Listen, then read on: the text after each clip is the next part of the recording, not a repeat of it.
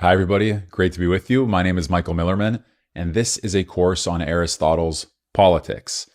Aristotle's Politics is a foundational work of political science in the Western tradition, and it's a nice second text to study after Plato's Republic, to which it refers at times, although you can also just begin your study of political science with Aristotle. So there's no sense of a prerequisite here. I'm not going to presuppose that you've studied anything else. We're going to go through this text together, make the best of it, and hopefully give you some access to the big conversation of political philosophy that Aristotle helped to inaugurate. Now, before we get to the text of the Politics proper, it's important to say that there's another writing of Aristotle's that is closely related, and it would make sense to read the two together, and I suggest that you do. There's a kind of circularity between them, and that's Aristotle's Nicomachean Ethics and the Politics. The way the Nicomachean Ethics ends is as a transition towards the Politics. And some of what the Politics argues is presupposed in the Ethics. In other words, in order to understand the argument of the Politics, there's some parts of the Ethics that are helpful. But what I want to point out to you in particular here, just to make the connection so that you don't have to go read a separate book yet, you can do that on your own, you can do it after, you can do it during the course. I do want to bring out for you the beginning and the end of the Nicomachean Ethics, which is going to make the question of politics in relationship to ethics quite clear. So let me just begin by reading to you part of the first chapter of Aristotle's Nicomachean Ethics. Every art and every inquiry, he writes, and similarly every action and choice, is thought to aim at some good. And for this reason, the good has rightly been declared to be that at which all things aim. Everything we do for the sake of some good. And therefore, all of our action is oriented towards good.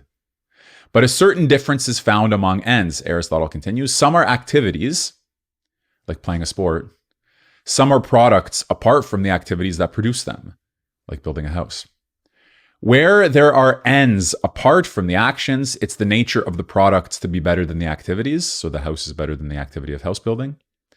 Now, as there are many actions, arts, and sciences, their ends also are many. As he explains, the end of the medical art is health. That of shipbuilding, a vessel or a ship. That of strategy, victory. That of economics, wealth.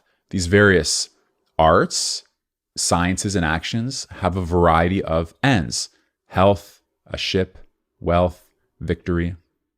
But where such arts fall under a single capacity, as bridle making and the other arts concerned with the equipment of horses fall under the art of riding, and this and every military action under strategy, where there's a rank or a hierarchy or a one thing for the sake of another thing for the sake of another thing, and all of these, the ends of the master art are to be preferred to all the subordinate ends. For it is for the sake of the former that the latter are pursued. You need the saddle in order to ride, but you need to ride in order to do the next thing. So whenever there's this hierarchy of ends, Aristotle is saying, it's the comprehensive one, the master art, that's to be preferred to the subordinate ends. For it is for the sake of the former that the latter are pursued. It makes no difference whether the activities themselves are the ends of the action or something else apart from the activities, as in the case of the sciences just mentioned. Now to the second paragraph, and again, we're getting here building up to the relevance of the political science for Aristotle. If then there is some end of the things we do, he continues, which we desire for its own sake, everything else being desired for the sake of this. And if we do not choose everything for the sake of something else, like if there's not an infinite regress, I need this in order to have that, then I need that in order to have this other thing, and there's no end point to that chain. Rather, if there's an end point, and if it's, like he says, the good that we're aiming at, clearly this must be the good and the chief good. All right, so the argument here, we do everything for the sake of some good. There's a variety of ends, and those ends we choose for the sake of some other good, and ultimately that process reaches its limit in the good and the chief good. All of our actions are oriented towards the chief good. So Aristotle now asks, will not the knowledge of it have a great influence on life? Shall we not, like archers who have a mark to aim at, be more likely to hit upon what we should? If so, we must try and outline at least to determine what it is and of which of the sciences or capacities it is the object. We don't want to operate blindly. What should we do? What chain of actions and productions will bring us closer to happiness? To the good. I jumped ahead there with happiness. To the good. Well, we need to have some access to it. We need to be able to ask what it is and how we can hit upon it.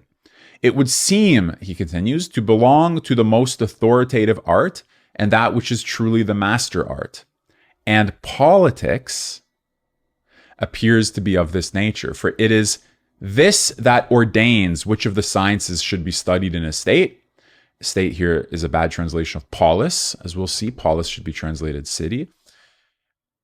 Okay, but which of the sciences should be studied in a city or in a political community? And which class of citizens, which science each class of citizens should learn and up to what point they should learn them? We see even the most highly esteemed of capacities to fall under this, under the political art. For example, strategy, economics, rhetoric.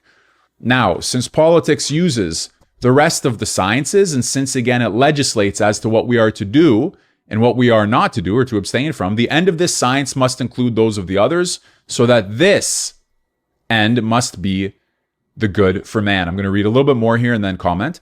For even if the end is the same for a single man and for a city, that of the city seems at all events something greater and more complete, both to attain and preserve. For though it is worthwhile to attain the end merely for one man, it's finer and more godlike to attain it for a nation or for a city. These then are the ends at which our inquiry being concerned with politics aims. So now we take a step back and see, what did Aristotle actually argue? You have this hierarchy of ends. The hierarchy of ends is leading towards the chief good, the comprehensive good, the good as such, that towards which all of our actions are directed. He asks, is there some science or art that deals with that comprehensive end so that we can help to orient ourselves, think more clearly, and make sure that we're moving in the direction that we want to move in and that we're moving there well and intelligently? Is there some study of that end? And what he says, and if you think about it, I believe you'll find this to be compelling. What he says is that politics is the science that studies that comprehensive end. Why? Well, because there's something in the nature of political life that speaks to its comprehensiveness, that seems to put everything under its umbrella. Think about it. If there's a place where you have a liberal democratic regime, then regime change, and then a fundamentalist regime, what gets studied changes. The way people live changes. What you're allowed to praise and honor, or what you must criticize and blame, all of that changes overnight. At the time that I'm recording this video, March 2022, we're witnessing before our own eyes rapid forms of regime change where communications change, ways of life change, what you're allowed to say and not allowed to say changes. The nature of the aims of the generals and of the militaries changes. In other words, politics in this broad comprehensive sense for Aristotle has under its umbrella all of the other things that we do. It is what gives them their orientation. It's what gives them their direction. And therefore, it seems to be, as he puts it here, politics is apparently that study which accords with the chief good or the comprehensive good at which all of our actions aim. Now, those are the first two paragraphs of Nicomachean Ethics, Book 1. And what I want to explain to you here very briefly is that the way Aristotle continues his analysis in the Ethics is that he says,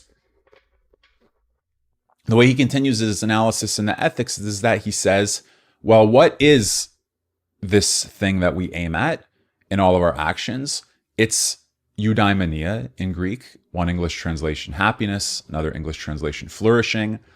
Everybody does what they do to be happy. Everybody does what they do for the sake of flourishing, for the sake of eudaimonia. That seems to be almost universally acknowledged. But there's a dispute over what happiness, eudaimonia, flourishing is. There's a dispute over what it consists of.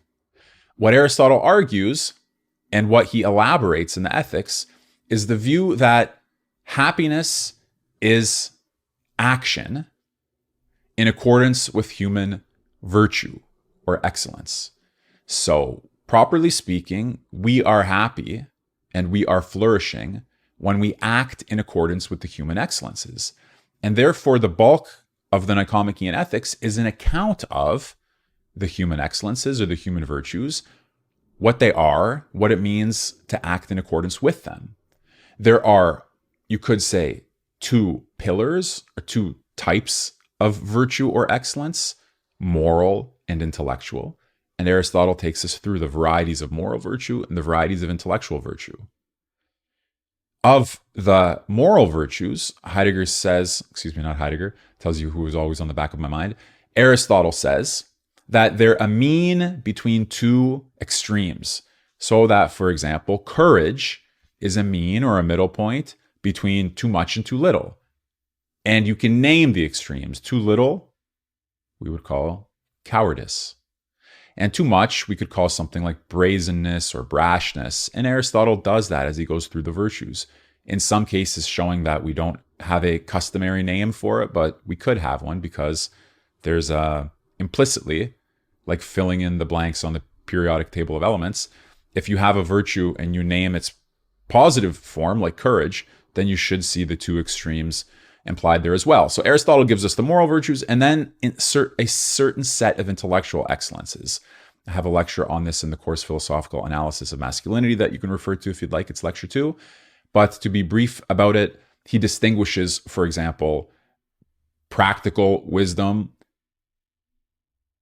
the contemplative, universal knowledge of things that don't change. So, for example, when you know that 2 + 2 = 4, it's a different type of intellectual operation than knowing what to do under a certain set of circumstances. Because knowing what to do under a certain set of circumstances is something that you can have an effect on. It's variable. Whereas knowing in the strictly speaking scientific sense is not variable. So those are both acts of knowledge, practical wisdom and let's say science. But the nature of the knowledge differs in each case. So Aristotle discusses that in his section on the intellectual virtues, and he paints a beautiful picture of what we are capable of beyond just the excellences of living together. Well, key thing again is that at the very beginning of the Ethics, we get this picture of politics as the comprehensive art that rules over strategy, over rhetoric, over economics, over what we can say, what we can do, what we can think, what we can pursue, what's rewarded, what's punished. And that's going to be important for us as we transition to the writing called the Politics. And it also gives us a sense, as I said, of the end of a human life, like the telos of a human life, the purpose or perfection or completion of a human life being a life lived in accordance with the human excellences. Now, let me just remind you what he said at the end of the passage that I read. He said, even if the end of a virtuous, happy, excellent life, the telos, this which we aim at, eudaimonia, the good, and happiness, even if that is the same for a single man and for a city or a political community. So you might say, in your own life, the perfection of your life would be a life lived in accordance with moral and intellectual excellences. But what about the perfection of a life lived together in a political community? What should the political community as such aim at? Should it also aim at eudaimonia? Should it also aim at the perfection of the moral and intellectual virtues? Even if the end is the same for a single man and for a city, that of the city seems to be greater and more complete, both to attain and to preserve. For though it is worthwhile to attain the end merely for one man, though it would be worthwhile for you to experience eudaimonia, flourishing, happiness, and a life lived in accordance with the virtues and excellences, it is finer and more godlike to attain it for a nation or for cities. So in one case, you've lived a life of happiness. In another case, you've helped a whole political community live an excellent life in accordance with happiness. So Aristotle says, it seems like if you could pull it off for a city, that's even more impressive, more godlike than if you just pull it off for yourself. Therefore, we have to take not just the personal dimension of ethics into consideration, but the political dimension as well. Now, if we move all the way to the end of the ethics, after Aristotle has presented his account of the moral and intellectual excellences or virtues, we find that he again brings up the topic of the political and helps to make the transition to the text called the Politics. So I want to just read you a little bit about that. Now, remember, he has established over the course of the ethics the picture of happiness, of eudaimonia, of excellence, of flourishing, and of the man who has the virtues, moral and intellectual. So why do we end up transitioning back to the political question by the end of the text? Well, he asks the following question. We now see what a good man is, or what the goodness of man consists of, or what happiness and excellence are. But we ask, how are we made good? How does it come about that somebody is virtuous, morally and intellectually, or excellent, morally and intellectually? How does that happen? And what he says is that some think we're made good by nature, others by habituation, others by teaching. All right, so there are three things that people say about how we're made good: that we're made good by nature, that we're made good by habituation, and that we're made good by teaching. Nature's part, he says, evidently does not depend on us, but as a result of some divine causes, is present in those who are truly fortunate. So people who are good by nature, who are good naturally, who seem to have been fortunate or favored by chance or by God, well, there's nothing you can do about that because it's just a brute fact, as it were, or a bare fact that they turned out well, as it seems. So we move from nature, which we don't seem to have any control over here, to teaching. And what he says is that while argument and teaching we may suspect are not powerful with all men, but the soul of the student must first have been cultivated by means of habits for noble joy and noble hatred. How are people made good? Some say by nature, but there it seems like it's up to chance and fortune. Some say by teaching, but in fact, the only people who are ready to accept a teaching about happiness, virtue, excellence, and goodness should first have been habituated into finding joy in the noble pursuit of learning together. People like yourselves. Otherwise, I presume you wouldn't be here. Only the prior habituation to love what's noble and good and to look down upon what's ignoble and bad prepares the soil for teaching at all. So therefore, we have to pay attention to habituation as the main way that people become good. However, he says it's difficult, to get from youth up a right training for excellence if one has not been brought up under the right laws. Law is the primary vehicle for habituation in loving and hating, in esteeming and criticizing. Okay, so we say, we have a picture of the good man. We want to know what makes him good. We put our emphasis on habituation as opposed to teaching in nature. And then we want to know, what is the main vehicle for habituation? It is law. Most people obey necessity, the necessity of the law, which comes with rewards and punishments, primarily punishments, rather than argument. People obey necessity rather than argument, and punishments rather than what is noble. This is why some think that legislators, Aristotle continues, ought to stimulate men to excellence, and urge them forward by the motive of the noble, on the assumption that those who have been well advanced by the formation of habits will attend to such influences, and that punishments and penalties should be imposed on those who disobey and are of inferior nature, while the incurably bad should be completely banished. In any event, as you see, habituation has something to do with law. The man who is good must be well trained and habituated, and go on to spend his time in worthy occupations, and neither willingly nor unwillingly do bad actions. And if this can be brought about, men live in accordance with a sort of intellect and right order, provided this has force. In other words, you need the compulsive power of the law to help men develop good habits. Good in the specific sense that Aristotle has laid out here in the Ethics. Habits that lead to the perfection, or at least the exercise of our excellences. Now, again, the reason I'm mentioning all of this to you as we transition to the politics is because Aristotle writes here in relationship to law and habituation that in most cities, all of this has been neglected. In most political communities, all of this has been neglected. Most law codes and most legislators have neglected the fact that law habituates us, and that in the best case, it can habituate us to the exercise of our excellences. Legislators don't know that. They've neglected it. They haven't studied it. And therefore, in most places, the law is bad from the point of view of habituation and moral excellence. As a result, as a rule, people are not raised with the moral and intellectual excellences in mind. They're not raised to practice that. They are not hitting the mark of happiness, flourishing, and the good.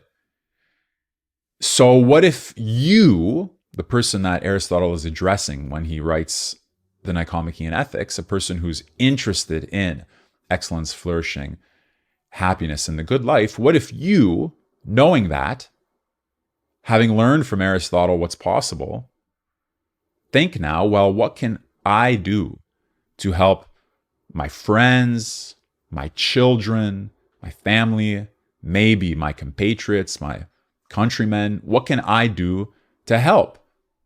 We have Aristotle's vision of a life well lived. We have the reality of a poorly devised law. Again, poor from the sense of its habituation in moral and intellectual excellences. So what do? Well, here Aristotle says, if you want to be of benefit to your friends and family, if you want to be of benefit to your compatriots, if you want to make men, as he puts it, whether many or few, better by your care, you must try to become capable of legislating.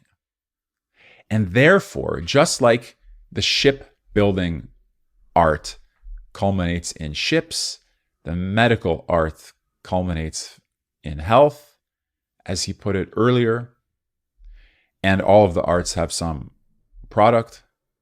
We now ask, what is it that gives us or that makes laws? And in particular, good laws. Well, we need to learn the political art, because laws are, as it were, the works of the political art, he puts it. Therefore, we have to turn our attention to not just the study of law as a collection of laws, because you could go over a collection of laws intelligently or unintelligently, with a skilled eye or with an unskilled eye, learning something of value or learning nothing worthwhile. So we don't just need collections of laws. We need to learn how to study them and judge what's good and bad, and what enactments suit what circumstances. We need to develop the faculty of judgment. And in short, we need to learn the subject of legislation and study the political in some sort of systematic way. Okay, in order to learn legislation in its relationship to happiness, eudaimonia, flourishing, the good, human excellence, and all of the questions that arise when we think about what that means, not just on an individual level, but on a communal level. All of the problems of habituating people who are more responsive to necessity than to argument, more responsive to punishment than to love of the noble. So therefore, we have in the ethics a discussion that's bookended, at the start and at the end, by these reflections on the comprehensiveness of politics and the fact that the political art produces laws that have the effect of habituating us, either well or badly. So the relationship between ethics and politics is quite intimate. And having studied the character of the ethical man, again, moral and intellectual virtues or excellences, we now need to turn to the aspect of legislation, political community, living together as many, and begin to think about how that is configured, how it's constituted, and how it relates to the project of the ethics. Okay, as you see here, we haven't yet even turned to Aristotle's Politics, but in this brief overview of the beginning and end of the ethics, you should begin to get a sense of some key features of how Aristotle thinks about politics. That it has something to do not just with safety and security, but with excellence. That it is not just one among a number of activities, but somehow has a type of comprehensiveness to it. That's good enough for our purposes as we begin to transition towards the politics proper, which we'll do in the next video.